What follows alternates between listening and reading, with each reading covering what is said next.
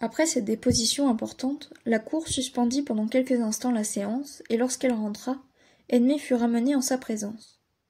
Pâle et brisée, pouvant à peine se traîner jusqu'au fauteuil qui lui était réservé, elle montra cependant une grande force et une grande présence d'esprit. « Croyez-vous pouvoir répondre avec calme et sans trouble aux questions qui vont vous être posées ?» lui dit le président. « Je l'espère, monsieur, répondit-elle.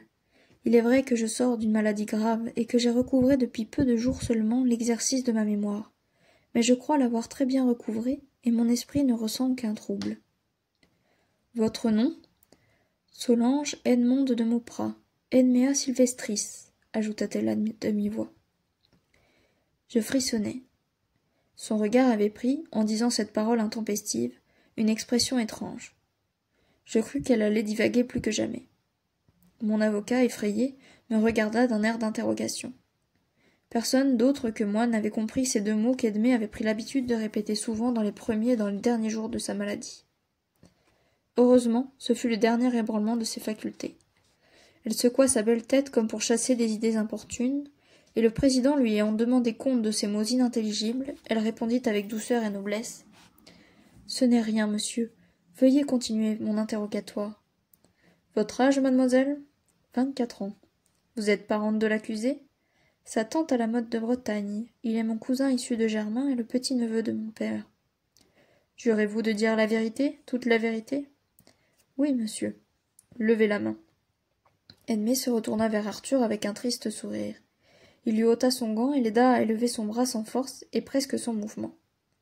Je sentis de grosses larmes couler sur mes joues.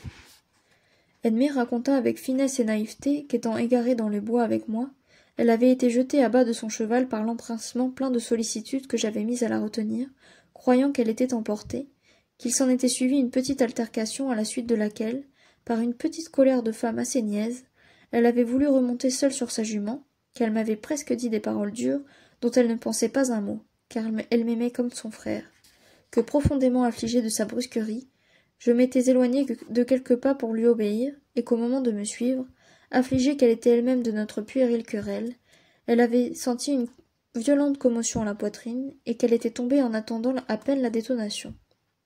Il lui était impossible de dire de quel côté elle était tournée et de quel côté était parti le coup. Voilà tout ce qui est arrivé, ajouta-t-elle. Je suis la dernière personne en état de vous expliquer cet accident. Je ne puis en mon âme et conscience l'attribuer qu'à la maladresse d'un de nos chasseurs qui aura craint de l'avouer.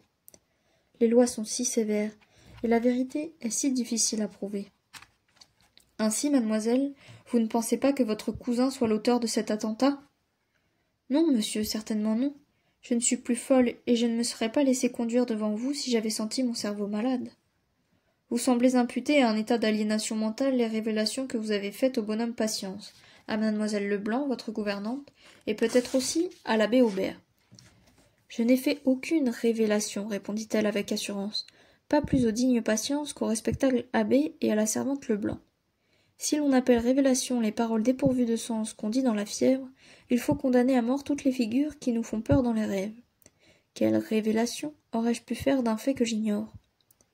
Mais vous avez dit, au moment où vous avez reçu la blessure en tombant de votre cheval, « Bernard, je ne vous aurais jamais cru capable de me tuer. » Je ne me souviens pas d'avoir jamais dit cela, et quand je l'aurais dit, je ne concevrais pas l'importance qu'on peut attribuer aux impressions d'une personne frappée de la foudre et dont l'esprit est comme anéanti.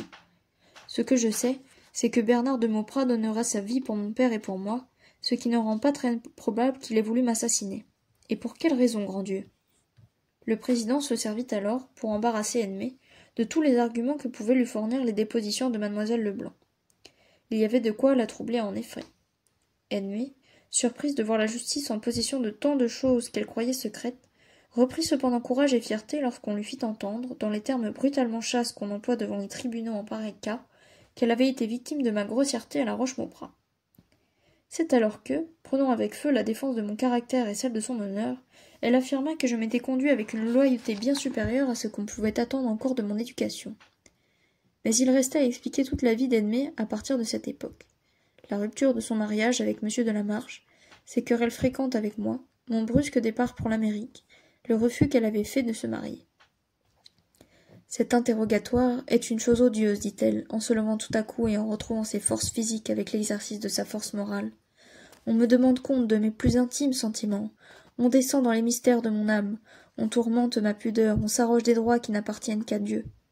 Je vous déclare que, s'il s'agissait ici de ma vie et non de celle d'autrui, vous ne m'arracheriez pas un mot de plus.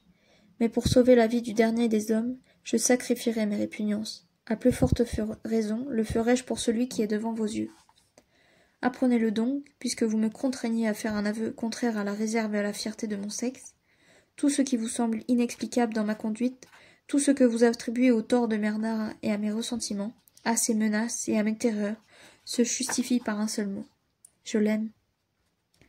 En prononçant ce mot avec la rougeur au front et l'accent profond de l'âme la plus passionnée et la plus orgueilleusement concentrée qui ait jamais existé, Edmé se rassit et couvrit son visage de ses deux mains. En ce moment, je fus si transporté que je m'écriai sans pouvoir me contenir. Qu'on me mène à l'échafaud maintenant, je suis le roi sur terre. À l'échafaud, toi, dit Edmé en se relevant. On m'y mènera plutôt moi-même. Est-ce ta faute, malheureux enfant, si depuis 7 ans je te cache le secret de mon affection, si j'ai voulu attendre pour te le dire que tu fusses le premier des hommes par la sagesse et l'intelligence, comme tu es le premier par le cœur? Tu payes cher mon ambition, puisque l'on l'interprète par le mépris et la haine. Tu dois bien me haïr, puisque ma fierté t'a conduit sur le banc du crime. Mais je laverai ta honte par une réparation éclatante, et quand même on t'enverrait à l'échafaud demain, tu n'y marcherais qu'avec le titre de mon époux. Votre générosité vous entraîne trop loin, Edmé de Mauprat, dit le président. Vous consentiriez presque, pour sauver votre parent, à vous accuser de coquetterie et de dureté, car comment expliqueriez-vous vos 7 années de refus, qui ont exaspéré la passion de ce jeune homme? Peut-être, monsieur, dit Edmé avec malice, la cour n'est-elle pas compétente sur cette matière? Beaucoup de femmes pensent que ce n'est pas un grand crime d'avoir un peu de coquetterie avec l'homme qu'on aime. On en a peut-être le droit quand on lui a sacrifié à tous les autres hommes.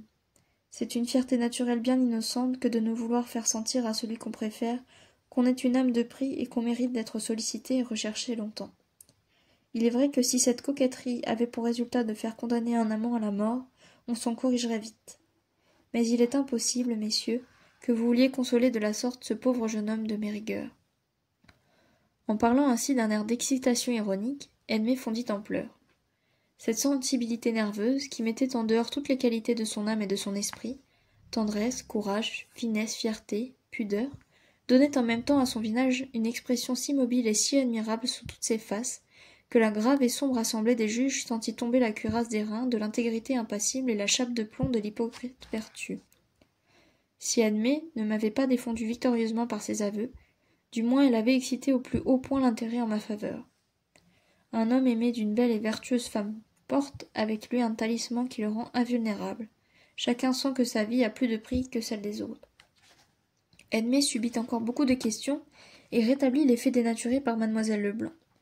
Elle m'épargna beaucoup, il est vrai, mais elle sut avec un art admirable éluder certaines questions et se soustraire à la nécessité de mentir ou de me condamner.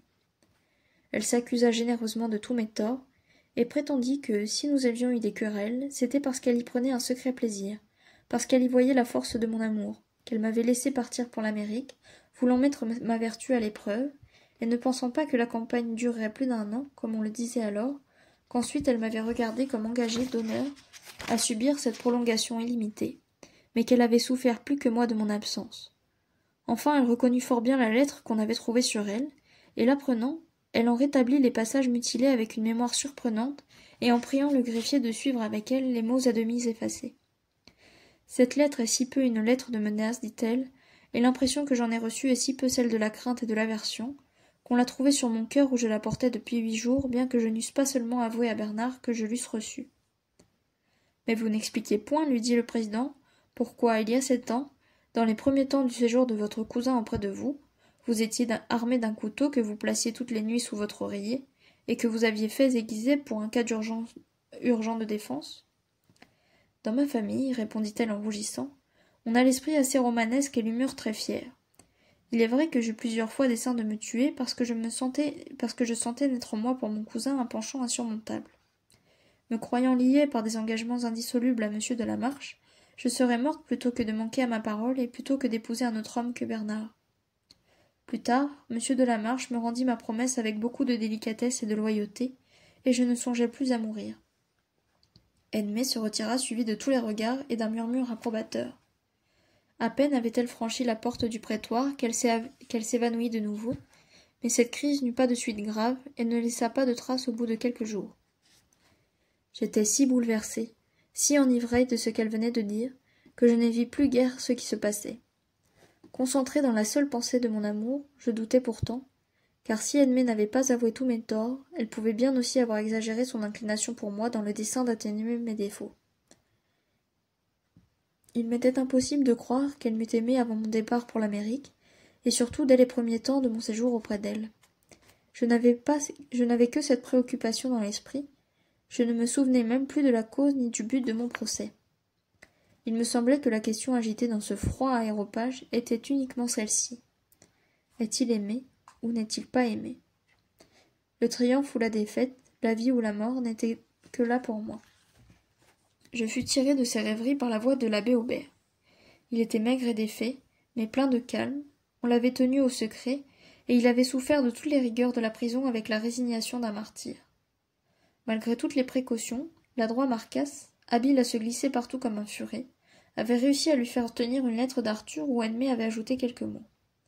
Autorisé par cette lettre à tout dire, il fit une déposition conforme à celle de Patience, avouant que, d'après les premières paroles d'Edmée après l'événement, il m'avait accusé, mais qu'ensuite, voyant l'état d'aliénation de la malade et se souvenant de ma conduite sans reproche depuis plus de 6 ans, tirant aussi quelques lumières des précédents débats et des bruits publics sur l'existence et la présence d'Antoine de Beauprat, il s'était senti trop convaincu de mon innocence pour vouloir témoigner contre moi.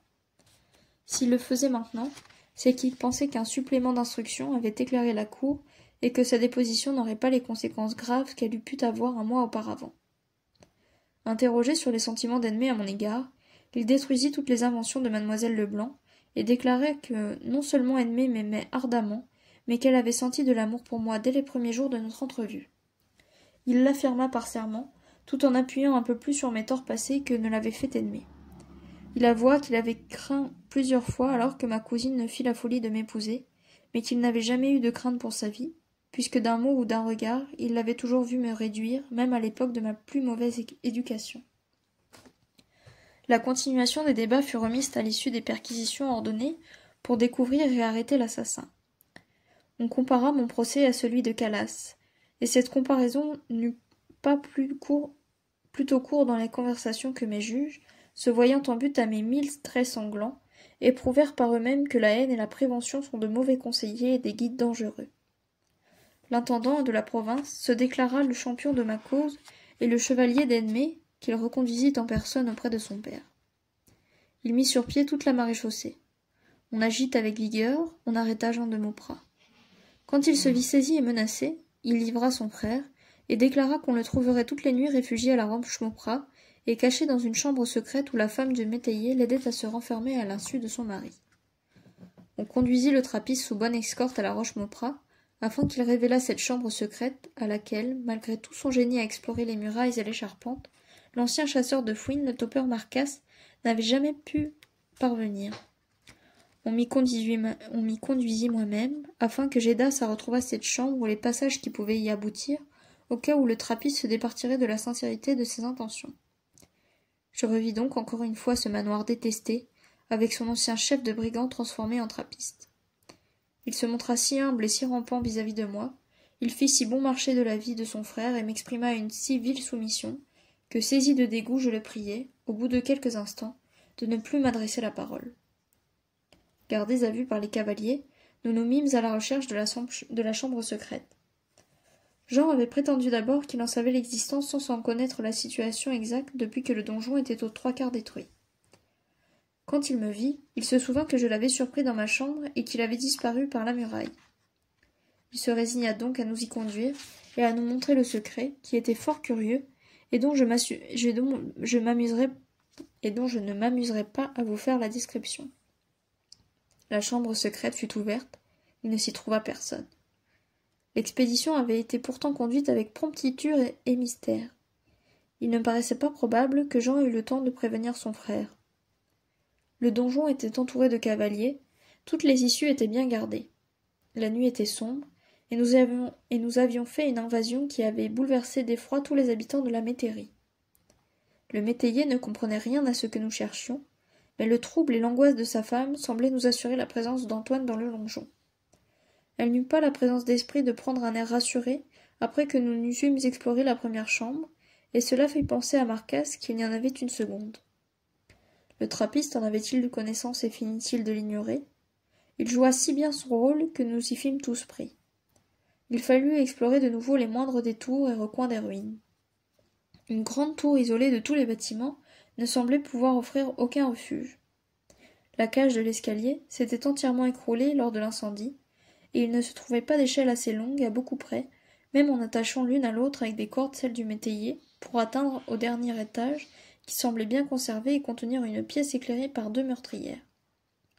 Marcasse objecta qu'il pouvait se trouver un escalier dans l'épaisseur du mur, ainsi qu'il arrive dans beaucoup d'anciennes tours. Mais où se trouvait l'issue? Dans quelque souterrain, peut-être?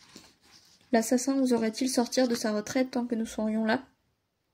S'il avait, malgré la nuit obscure et le silence que nous gardions, vent de notre présence, se risquerait-il dans la campagne tant que nous serions postés comme nous l'étions sur tous les points? Ce n'est pas probable, dit Marcasse. Il faut trouver un moyen prompt de parvenir là-haut. Et j'en vois un. Il montra une poutre noircie par le feu qui joignait la tour à une hauteur effrayante, et sur une portée de 20 pieds environ, au grenier du bâtiment voisin. Une large crevasse, faite par l'éboulement des parties attenantes, était située à l'extrémité de cette poutre dans le flanc de la tour. Dans ses explorations, il avait bien semblé à Marcasse voir au travers de cette crevasse les marches d'un petit escalier. Le mur avait d'ailleurs l'épaisseur nécessaire pour le contenir. Le topeur n'avait jamais osé se risquer sur cette poutre, non à cause de sa ténuité ni de son élévation. Il était habitué à ces périlleuses traversées, comme il les appelait, mais la poutre était attaquée par le feu et tellement amincie par le milieu qu'il était impossible de savoir si elle porterait le poids d'un homme, fût-il svelte et diaphane comme le brave sergent. Jusque-là, aucune considération assez importante pour risquer sa vie à cette expérience ne s'était présentée. Elle s'offrait en cet instant. Marcasse n'hésita pas. Je n'étais point auprès de lui lorsqu'il conçut ce dessein, je l'en aurais empêché à tout prix. Je ne m'en aperçus que lorsque Marcasse était déjà au milieu de la poutre, à l'endroit où le bois calciné n'était peut-être qu'un charbon. Comment vous rendre ce que j'éprouvais en voyant mon fidèle ami debout dans les airs, marchant avec gravité vers son but? Blaireau allait devant lui avec autant de tranquillité que s'il se fût agi d'aller comme jadis au milieu des bottes de foin à la découverte des fouines et des loirs. Le jour se levait, et dessinait dans l'air grisâtre la silhouette effilée et la démarche modeste et fière de l'hidalgo. Je mis mes mains sur mon visage, il me semblait entendre craquer la poutre fatale, j'étouffai un cri de terreur dans la crainte de l'émouvoir en cet instant solennel et décisif. Je ne pus retenir ce cri, je ne pus m'empêcher de relever la tête lorsque 2 coups de feu partirent de la tour. Le chapeau de Marcasse tomba au premier coup, le second effleura son épaule. Il s'était arrêté. « Pas touché, nous cria-t-il, et prenant son élan, il franchit au pas de course le reste du pont aérien. Il pénétra dans la tour par la crevasse, et il s'élança dans l'escalier en criant « À moi, mes amis, la poutre est solide !» Aussitôt 5 hommes hardis et vigoureux qui l'accompagnaient se mirent à cheval sur la poutre en s'aidant des mains, et parvinrent un à l'autre extrémité. Lorsque le premier d'entre eux pénétra dans le grenier où était retiré Antoine de Mauprat, il le trouva aux prises avec Marcasse qui, tout exalté de son triomphe, et oubliant qu'il ne s'agissait pas de tuer l'ennemi, mais de le prendre, s'était mis en devoir de le larder comme une belette avec sa longue rapière. Mais le faux trappiste était un ennemi redoutable. Il avait arraché l'épée des mains du sergent, l'avait terrassé, et l'aurait étranglé si on ne se fût jeté sur lui par derrière. Il résista avec une force prodigieuse aux 3 premiers assaillants, mais avec l'aide des 2 autres, on réussit à le dompter.